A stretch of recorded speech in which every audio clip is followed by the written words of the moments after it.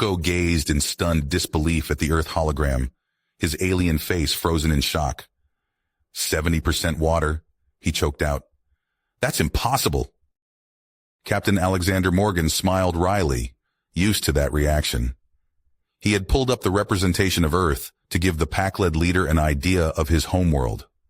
But Uko seemed unable to fathom the vast blue oceans covering most of the planet's surface, a stark contrast to his own drought-stricken civilization on the brink of collapse.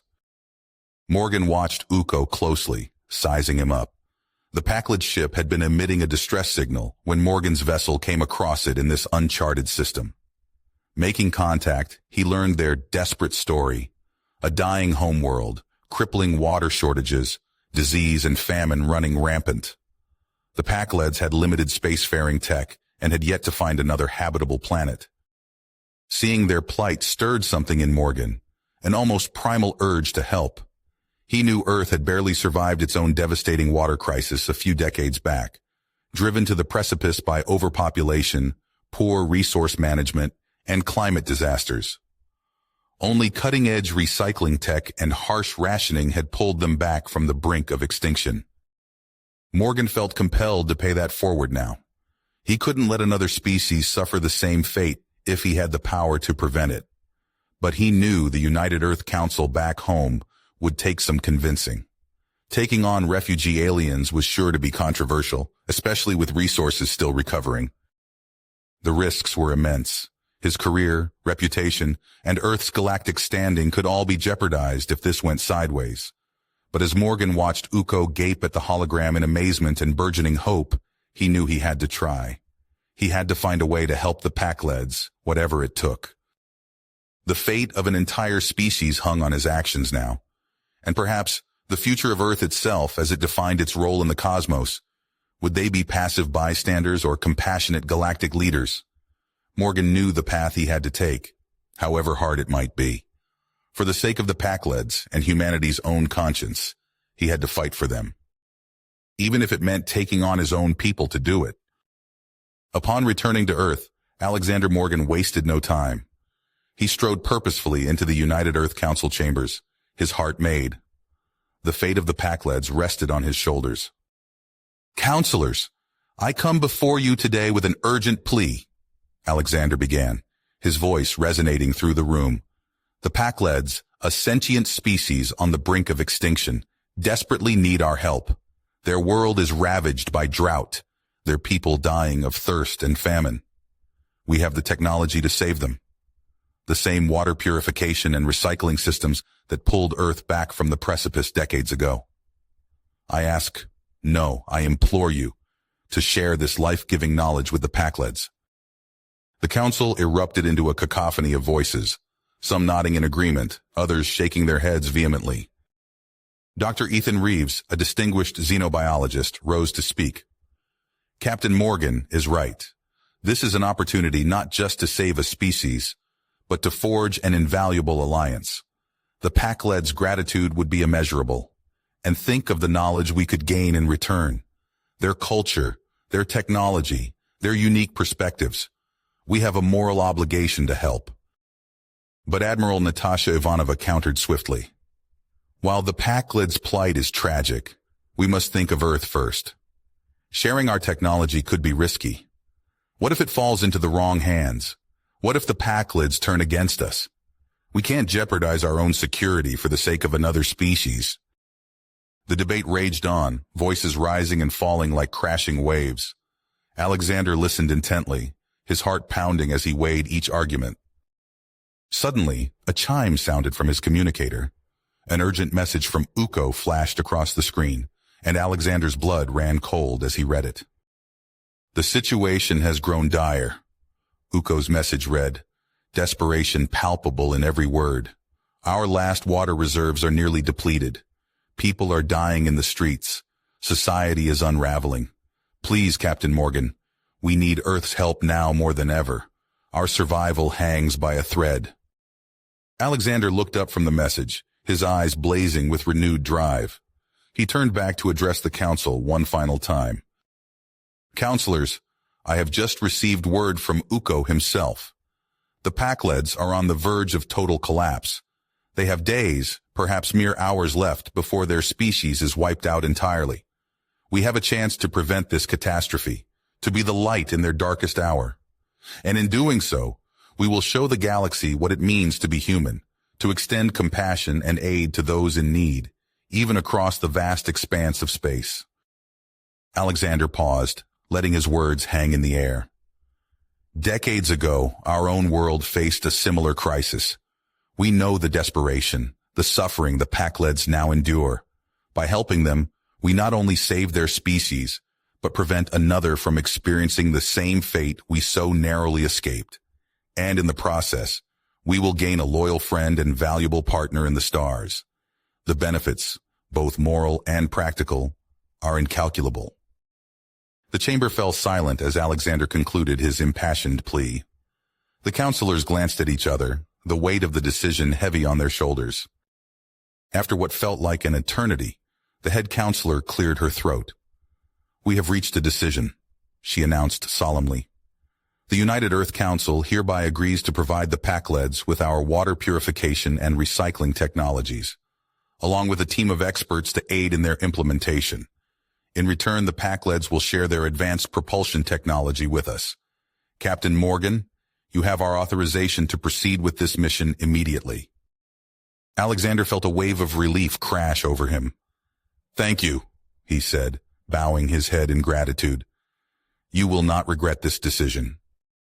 As the council adjourned, Alexander raced to assemble his team. Dr. Reeves was the first to volunteer, eager to study the Pakleds firsthand. Engineers and scientists from across Earth's brightest minds flocked to join the mission, united in their tenacity to save a dying world. Within hours, their ship was loaded with supplies and equipment, filtration systems, desalination units, atmospheric water generators. Alexander's heart swelled with pride as he watched his team prepare for departure. This is what humanity was meant for, he thought. Not conquest or domination, but compassion and help freely given. As they set off towards the Pakleds' homeworld, Alexander felt a profound sense of purpose settle over him. They weren't just saving a species. They were shaping humanity's role in the galaxy for generations to come, and he would make damn sure they got it right. The journey passed in a blur of preparation and anticipation. Alexander pored over every scrap of data on the Pakleds, familiarizing himself with their biology, culture, and technology. He would need every advantage to make this mission a success. At last, after days of breathless travel, their ship dropped out of warp in orbit around the Pakleds' planet.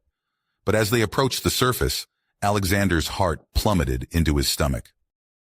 The once vibrant cities lay in ruins, their gleaming towers reduced to rubble. Dust storms swirled across barren plains where lush crops had once grown.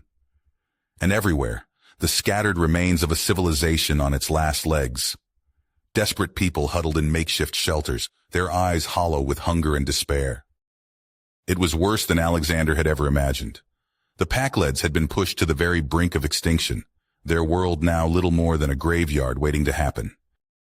As they touched down on the planet's surface, Ukko rushed forward to greet them, his face a mix of overwhelming relief and soul-crushing exhaustion. "Captain Morgan," he rasped, his voice cracking with emotion. "You came. We had almost lost hope." Alexander clasped Ukko's shoulder firmly, meeting his gaze with unwavering persistence. "We're here now," he said, his voice ringing with conviction, "and we will not let your people perish. You have my word." Ukko nodded, his eyes glistening with unshed tears. "Then let us begin," he said, squaring his shoulders. "We have a world to save." Alexander wiped sweat from his brow as he surveyed the desolate Pakled landscape. The water purification systems they'd brought lay dormant, unable to function without sufficient power. He turned to Dr. Reeves, frustration evident in his voice. "We need a solution, and fast. These people are dying." Dr. Reeves nodded, his eyes scanning the horizon. Suddenly, he froze. "Captain, look at this." He held out a handheld scanner, its display pulsing with activity. "There's an unusual electromagnetic signature coming from that ridge." Alexander's eyes lit up. Could it be an energy source? Possibly. We should investigate immediately. Alexander found Ukko and explained the situation. The Pakled leader's eyes widened with hope. If this can power your machines, we must go at once. The team set out across the barren terrain, their boots kicking up dust with each step. As they approached the ridge, the ground began to slope downward, revealing a network of caverns. "Watch your step," Alexander called out as they entered the dimly lit tunnels. The air grew cooler, filled with an electric charge that made their skin tingle. Deeper they ventured, until the passage opened into a vast chamber. Ancient Pakled glyphs covered the walls, illuminated by a soft, pulsing glow emanating from crystalline formations embedded in the rock. Dr. Reeves approached one of the crystals, his scanner whirring. Incredible! These minerals are emitting a stable electromagnetic field. With some work, we could adapt them to power our systems. Ukko ran his hand over the glyphs, his voice filled with awe. Our ancestors speak of a great power source, but there are warnings of instability and danger if misused. Alexander studied the warnings, then looked at his team. We have no choice. We'll proceed with caution, but we must try. For days they worked tirelessly, combining Earth technology with Pakled knowledge to safely extract and process the mineral. The work was grueling, filled with setbacks and moments of doubt. Finally, after countless failed attempts, Alexander held up a glowing power cell.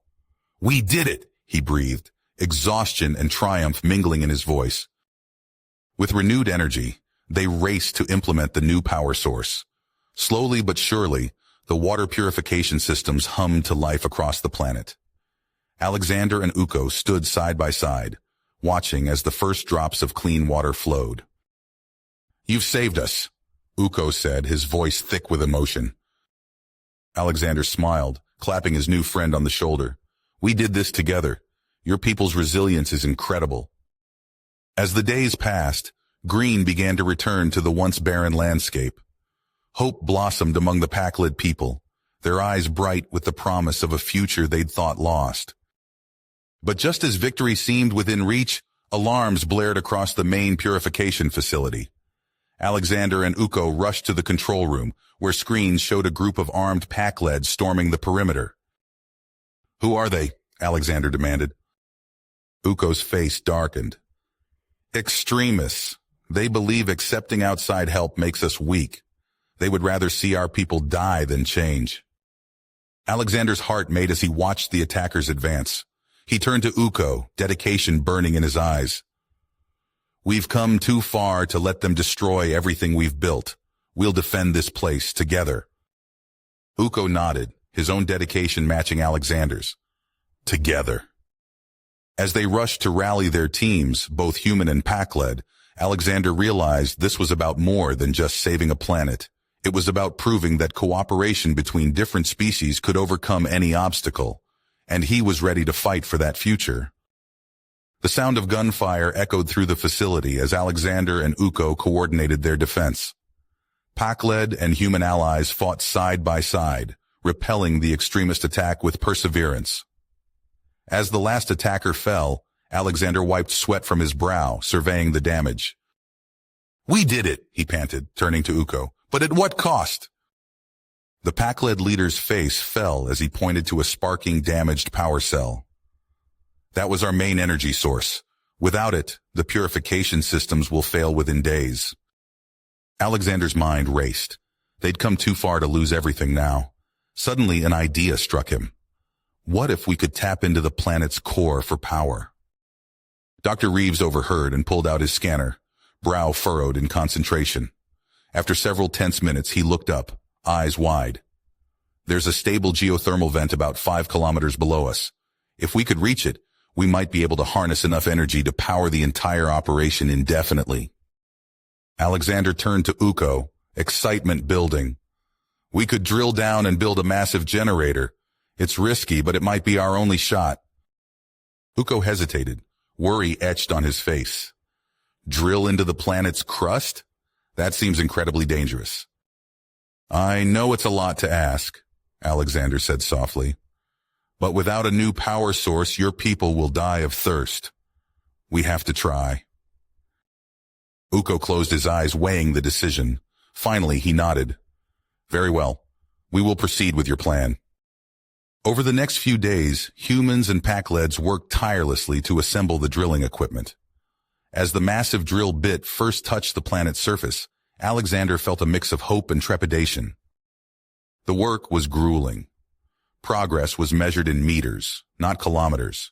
Twice they hit pockets of toxic gas, forcing a full evacuation of the site. The unstable rock formations threatened to collapse on them more than once. As they pushed deeper, tensions began to rise between the two species. Cultural misunderstandings led to arguments and hurt feelings. Alexander overheard a human engineer muttering about the Pakleds' backwards technology, while a group of Pakleds complained about the humans' arrogance. Alexander and Uko found themselves constantly mediating disputes, struggling to keep the fragile alliance intact. Late one night, Alexander confided in Uko. I never realized how hard it would be to bridge the gap between our peoples. Uko nodded wearily. But we must persevere, for all our sakes. After weeks of backbreaking labor, alarms blared throughout the facility. They'd broken through. As the dust settled, Alexander peered into the newly revealed cavern, expect to see the geothermal vent. Instead, his jaw dropped. The cavern stretched as far as the eye could see, filled with crumbling stone structures and strange artifacts. Uko pushed past him, eyes wide with wonder. By the ancestors, he breathed. Could it be? Alexander turned to him, confused. What is this place? There are legends, Uko said, voice filled with awe, of an ancient Pakled civilization that lived below the surface. But I never believed... He trailed off, running his hand over a nearby pillar covered in intricate carvings. This is incredible, Alexander agreed. But we need to focus on building the generator. We're running out of time. Uko's face hardened. We can't just ignore this discovery. It could rewrite our entire history. People are dying up there, Alexander argued, frustration building. We don't have time for an archaeological expedition. The two leaders glared at each other, the fragile trust they'd built threatening to shatter. Finally, Uko spoke. What if we split our efforts? Some can explore while others build the generator. Alexander sighed, knowing it was the best compromise they'd get. All right, but we have to work fast. As they set to work, the strain between them was palpable. Alexander threw himself into the generator construction, while Uko eagerly examined every artifact they uncovered. Both knew that with each passing hour, the fate of the Pakled people hung in the balance. Alexander wiped sweat from his brow as he surveyed the cavernous expanse before him. The ancient Pakled ruins stretched into darkness, their crumbling stone structures a testament to a forgotten era. Nearby, Uko crouched over a weathered pillar, his fingers tracing intricate carvings with reverence. This can't be, Uko muttered, his eyes wide with disbelief. These markings, they're millions of years old. Alexander stepped closer, peering at the strange symbols. What does it mean? Uko stood, his face a mix of awe and excitement. It means our entire history is wrong. Our ancestors didn't evolve on the surface. They lived down here, harnessing the planet's geothermal energy. As Uko spoke, a Pakled archaeologist rushed over, clutching a translucent tablet. Sir, we found something else. You need to see this. They hurried deeper into the ruins, ducking under low archways and stepping over fallen debris. The archaeologist led them to a massive stone slab covered in dense script. Uko's expression darkened as he read. It's a warning, he said, his voice hushed. Something happened, a cataclysm that forced our ancestors to abandon this place. Alexander frowned, glancing at the generator components scattered nearby. That's fascinating, Uko, but we can't forget why we're here.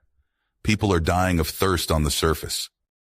Uko waved him off, already engrossed in the ancient text.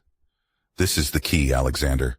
If we can understand what happened, we might prevent it from happening again. Days passed, and Alexander's frustration grew. While Uko and his team pored over artifacts, the water crisis above worsened. Finally, Alexander had enough. "We're proceeding with the generator project," he announced, his voice firm. "We can't wait any longer." Uko's head snapped up, eyes flashing. "You can't. We need more time to study." "People are dying, Uko," Alexander cut him off. "I'm sorry, but we're out of time." The rift between them widened as the human team began construction. Alexander threw himself into the work, determined to save the Pakled people with or without Uko's help. But the planet had other plans. As they drilled deeper, the ground shook violently, cracks spiderwebbed across the cavern floor. "Everyone out!" Alexander shouted as rocks rained down around them. They scrambled to safety, watching helplessly as their equipment disappeared into a yawning chasm. Later, Alexander stood before Uko, his pride stinging. "We need your help," he admitted. "Your people know this terrain better than we ever could." Uko's expression softened slightly. "I'll assist you, but on one condition. You allocate more resources to deciphering these texts." Alexander nodded, extending his hand. "Deal." As their teams worked side by side once more, a Pakled scientist let out a cry of triumph. "Look at this!" They gathered around a holographic display, staring in amazement at the intricate schematics floating before them. "It's some kind of energy amplification device," Uko breathed, his eyes shining. "This must be how our ancestors tapped into the planet's geothermal power." Alexander studied the complex design, a knot forming in his stomach. "Uko, we can't possibly build something like this. We don't understand the technology." But Uko's mind was made up. "This is the answer, Alexander. With this, we can save my people." Alexander ran a hand through his hair, weighing the risks. The fate of an entire species hung in the balance. Finally, he nodded. "All right, but we do this carefully. I want every safety protocol in place." As they set to work, the race against time began. Above them, Pakled cities withered under the relentless drought. In the caverns below, human and Pakled alike pushed themselves to the limit, their shared goal driving them forward. Alexander watched as the amplification device took shape, hope and fear warring within him. They were either on the brink of salvation or disaster.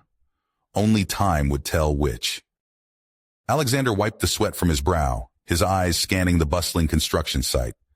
The massive geothermal generator loomed before him, its gleaming metal frame a testament to human engineering prowess.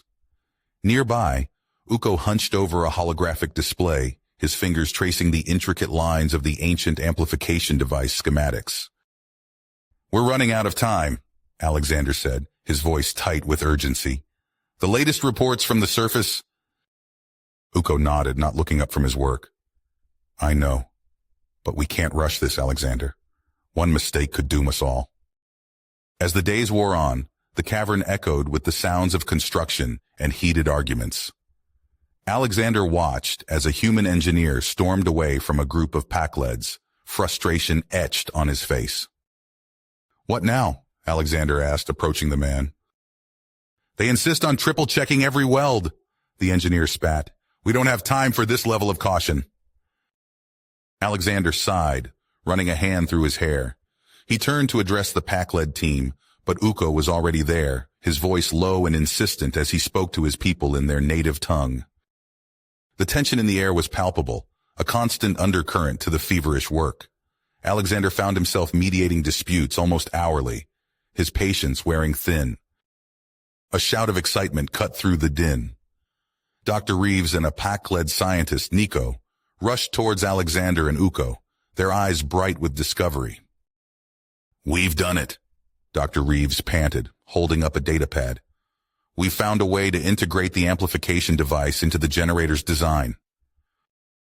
Nico nodded eagerly, adding, "The energy output could be exponentially higher than we initially calculated." Hope surged through Alexander as he examined their findings, but Uko's face fell as he studied the schematics. "There's a component missing," Uko said, his voice heavy. "Something crucial to the amplification process." Alexander's heart sank. "Can we replicate it?" Uko shook his head. "No. It must be recovered from the ruins where we first discovered the ancient city. Uko, no, Alexander said, grabbing his friend's arm. It's too dangerous. The tunnels could collapse at any moment. But Uko's eyes blazed with perseverance. My people are dying, Alexander. I have to try. Against Alexander's protests, Uko assembled a small team and ventured deep into the treacherous network of tunnels. Hours passed with no word, the tension in the cavern mounting with each passing minute. Finally, a ragged cheer erupted as Uko and his team stumbled back into the main chamber, battered but triumphant. In Uko's hands gleamed a strange, crystalline object. As the pack-led team rushed to integrate the component, Alexander oversaw the final assembly of the generator. The air crackled with anticipation as they prepared for the first test. Suddenly, an explosion rocked the cavern. Smoke filled the air as armed pack-led extremists poured into the chamber, their weapons blazing. "Stop this desecration!" one of them shouted, firing wildly. Chaos erupted. Alexander dove for cover, his heart pounding as he watched a stray blast strike the delicate amplification device. Uko tackled an extremist, wrestling for control of a weapon. In the midst of the mayhem, Alexander heard a cry of pain. He turned to see Nico clutching his side, blood seeping between his fingers. As quickly as it began, the attack was over. The extremists were subdued, but the damage was done. Critical components lay in ruins, and the injured groaned in pain. Alexander helped Nico to a makeshift medical area, his mind racing. He locked eyes with Uko across the debris-strewn cavern, both knowing they faced an impossible choice. "What do we do now?" Uko asked, his voice barely above a whisper. Alexander surveyed the destruction, his heart heavy. They could abandon the project, try to save as many pack-leds as possible through evacuation, or they could risk everything on one last desperate attempt to repair the system. The fate of an entire world hung in the balance as Alexander opened his mouth to speak. Alexander surveyed the wreckage, his eyebrows furrowed as he took in the destruction wrought by the extremists. Broken machinery and injured team members littered the cavern floor. He locked eyes with Uko, both knowing they faced an impossible choice. "We can't give up," Alexander said, his voice steady despite the chaos around them. "Too many lives depend on us." Uko nodded, his face etched with grime and tenacity. "Agreed. We divide our forces.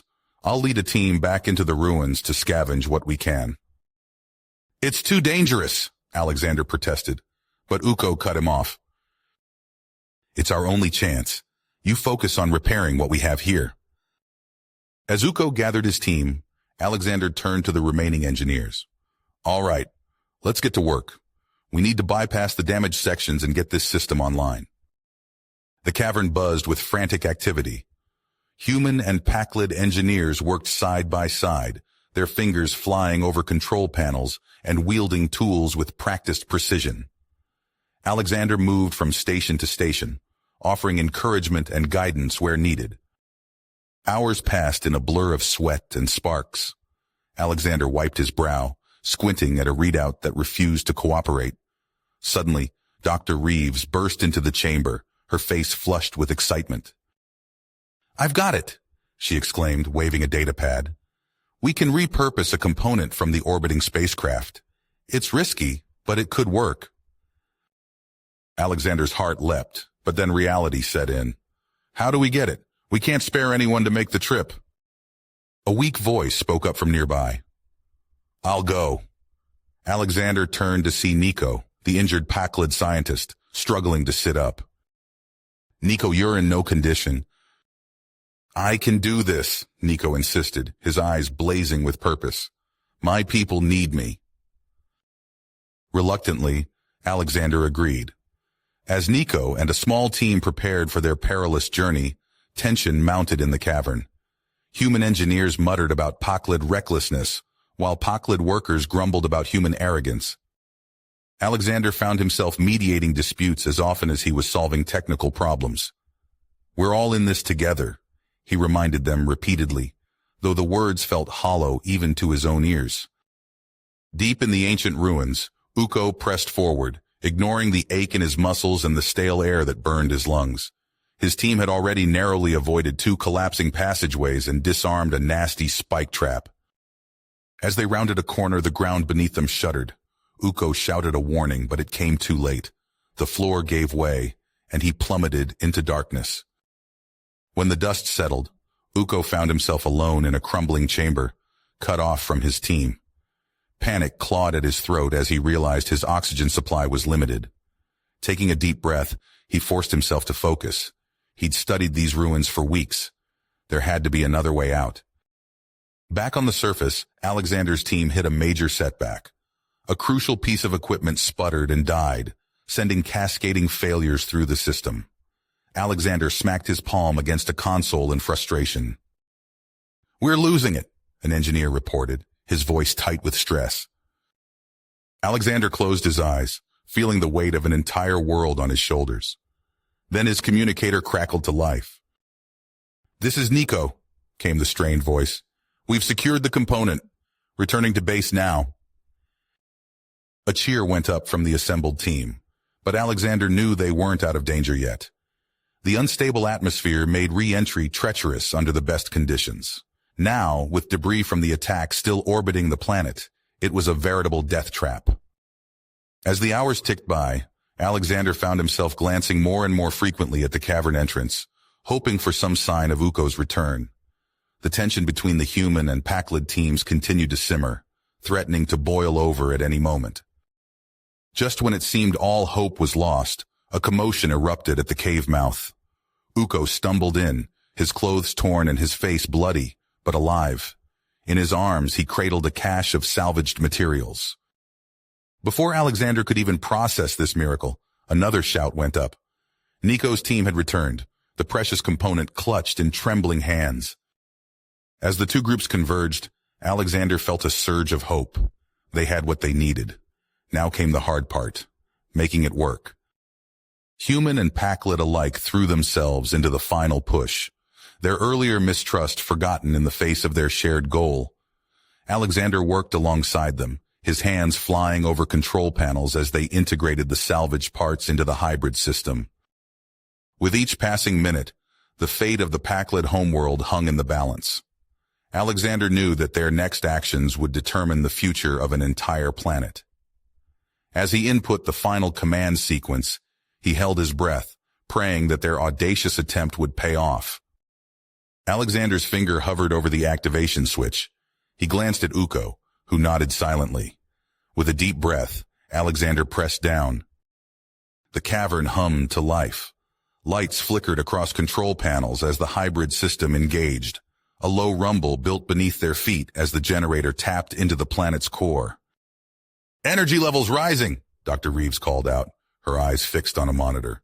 "We're at 30% capacity, 50%, 70%. The air crackled with electricity. Alexander's hair stood on end as the ancient amplification device began to resonate, its crystalline components glowing with an otherworldly light. "We've reached peak output," an engineer shouted. A cheer went up from the assembled team, but Alexander held his breath. This was the moment of truth. Suddenly, a comm channel crackled to life. "Base camp, this is Surface Team Alpha. You're not going to believe this. The Elzen River is flowing again." Before anyone could react, another transmission came through. "Underground survey team here. We're detecting massive activity in the aquifer network. It's working." Joy erupted in the cavern. Humans and Pakleds embraced, their faces streaked with tears and grime. Alexander turned to Ukko, a grin spreading across his face. But Ukko wasn't smiling. His eyes were locked on a readout, his expression growing more horrified by the second. "Shut it down," Ukko whispered, then louder, "Shut it down now!" The celebration died instantly. Alexander lunged for the controls, but it was too late. A violent tremor shook the cavern, sending equipment crashing to the floor. "The core is destabilizing," Ukko shouted over the din. "We're channeling too much power." Warning klaxons blared as system after system went into critical failure.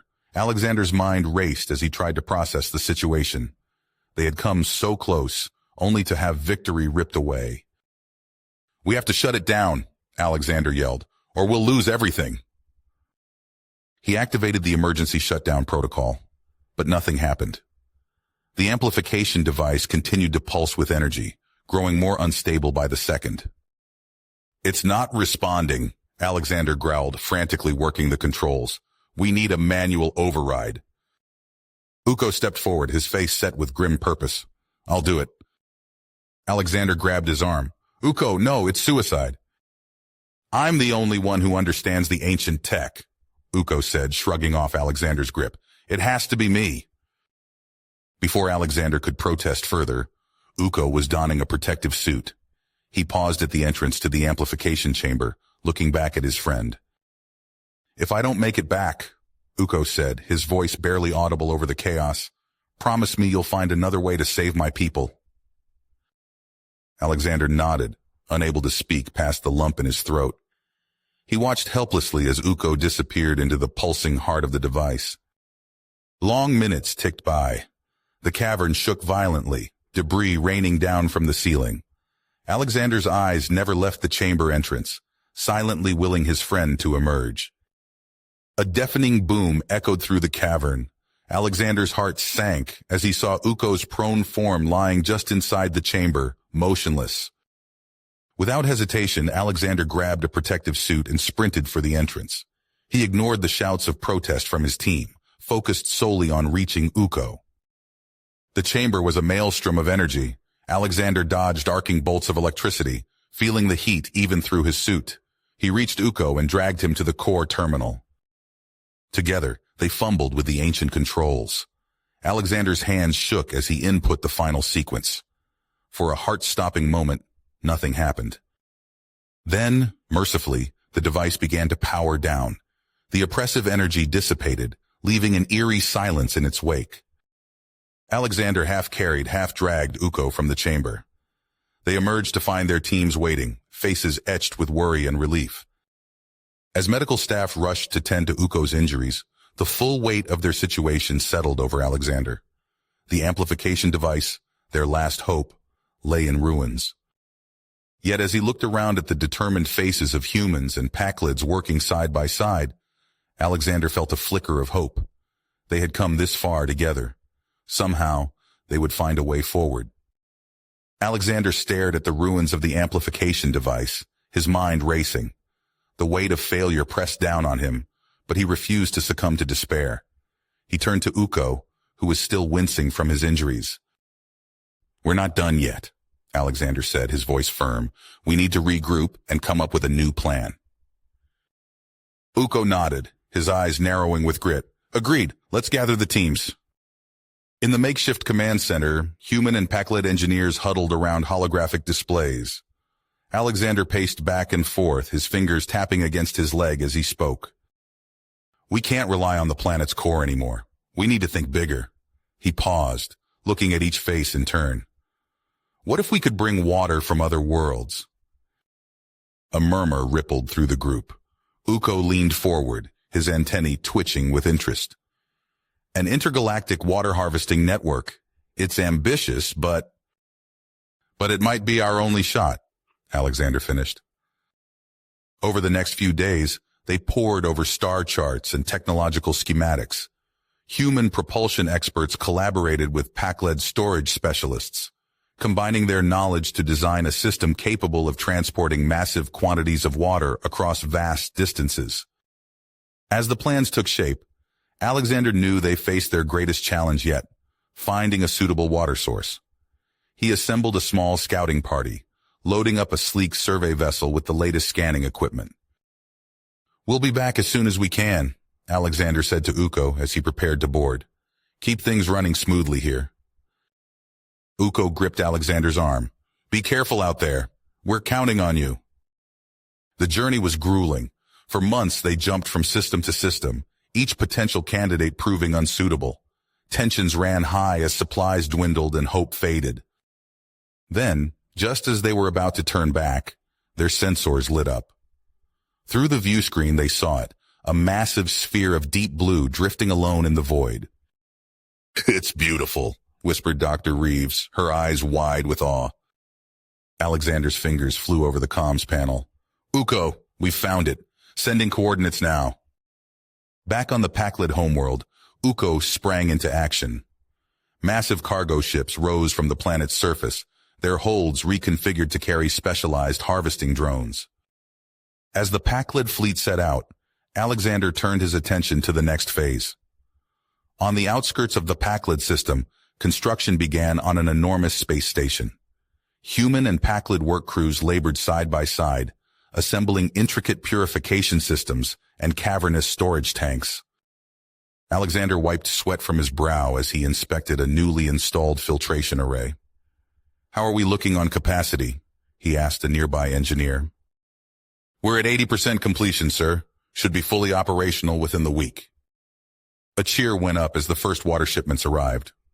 Alexander watched with pride as the harvesting drones deposited their precious cargo, compressed water cylinders flowing into the station's receiving bays. But their victory was short-lived. Reports came in of skirmishes breaking out among the harvesting fleet. Rival Pakled factions, driven by generations of scarcity, fought for control of the collection zones. Alexander and Uko found themselves thrust into the role of mediators, negotiating tense meetings between faction leaders. They sat around a circular table, the air thick with distrust. "We must work together," Uko pleaded, his hands spread wide. "There's enough water for everyone if we cooperate." Just as it seemed they'd reached an agreement, alarms blared throughout the station. Alexander raced to the command center, his heart pounding. On the main screen, he saw Pakled ships under attack from sleek, unidentified vessels. "Where did they come from?" he demanded. "Unknown, sir," a tactical officer responded. "They appeared out of nowhere and started targeting our harvesters." Alexander's mind focused. They'd come too far to fail now. He turned to Uko, seeing the same dedication mirrored in his friend's eyes. "We fight back," Alexander said simply. They coordinated a series of daring counterstrikes, drawing on every resource at their disposal. Human tactical experts guided Pakled gunners, exploiting weaknesses in the enemy's formation.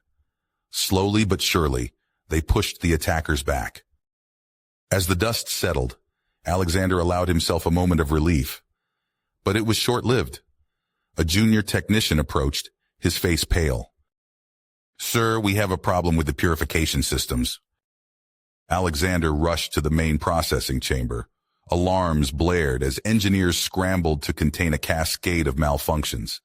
He stared in horror at the readouts, watching as tank after tank of carefully harvested water became contaminated. Uko joined him, his expression grim. "How bad is it?" Alexander ran a hand through his hair, his mind racing. "Bad. We can't use any of this water in its current state." They stood in silence, the weight of their situation pressing down on them. Finally, Uko spoke.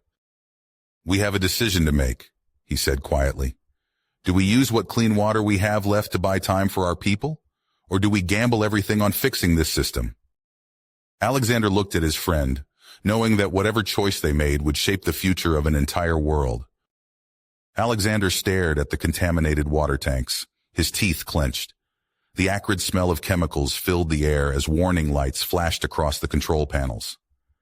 Uko stood beside him, his antennae drooping. "We have to make a choice," Alexander said, his voice low. "Use what we have left to buy time or risk it all on repairs." Uko's eyes darted between the readouts and his friend's face. "Our people are dying, Alexander. They need water now." Alexander shook his head. "If we don't fix this, they'll all die anyway. We have to try." The decision deeply affected on them as they diverted the remaining clean water to critical systems. Within days, reports flooded in from the planet's surface. Taps ran dry. Crops withered. Hospitals struggled to treat dehydration cases. In the purification chamber, Alexander and Uko worked tirelessly. They crawled through access tunnels, replaced faulty components, and ran endless diagnostic tests. Sleep became a luxury they couldn't afford. On the 10th day, a breakthrough. Alexander let out a whoop of triumph as he isolated a corrupted subroutine in the filtration matrix. "Uko, I think I've got it!" But their celebration was short-lived. An alarm blared through the station, its urgent wail sending chills down Alexander's spine. He sprinted to the command center, Uko hot on his heels. On the main view screen, chaos unfolded. One of the harvesting drones spiraled out of control, colliding with others in a cascade of destruction. The ocean planet's surface churned, a massive wave building on the horizon. "It's headed straight for us," Uko whispered, his eyes wide with fear. Alexander's mind raced. He grabbed the station-wide comm. "This is not a drill. All personnel, evacuate to the core modules immediately. We're initiating emergency jettison procedures." Crew members scrambled through corridors as Alexander and Uko coordinated the evacuation. With seconds to spare, they sealed themselves into the reinforced core along with the survivors. The station shuddered violently as the wave struck. Metal screamed and twisted. Through the viewport, Alexander watched helplessly as sections of the hub tore away, scattering into the void. When the chaos subsided, they found themselves adrift in the battered remnants of their once proud station. Alexander surveyed the damage, his heart sinking. Years of work destroyed in moments. Uko approached, his shoulders slumped in defeat. "Alexander, we can't go on like this. Our people are suffering.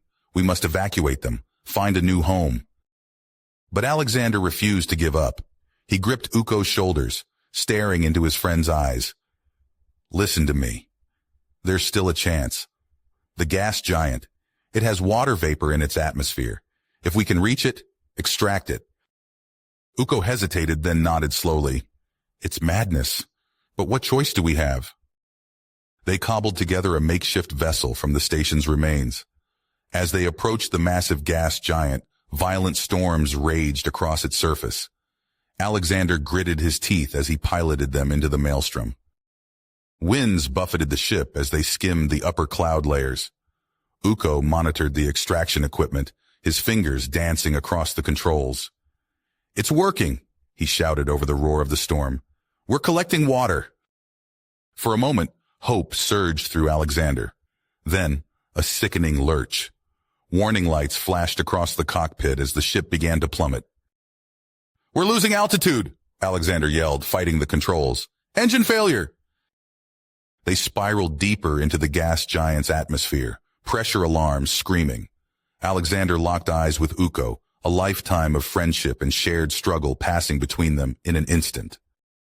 "The cargo," Uko said, his voice barely audible. "We have to save the water." Alexander nodded, understanding. With trembling hands, he input the last command sequence. The precious water tanks jettisoned, rocketing away from their doomed ship towards the distant Pakled homeworld. As the cockpit filled with swirling gas, Alexander activated the emergency beacon. His final message crackled out into space. "This is Alexander. The water is coming. Don't give up hope. We did it, old friend. We did it." The ship vanished into the storm, leaving only the cargo of life-giving water hurtling through the void. A last, desperate chance for the Pakled people. You have reached the end of the story. If you enjoyed this story and want to support us, please leave a like and subscribe to our channel, and for every comment that says 88, I will heart every single one of them. Thank you for your time.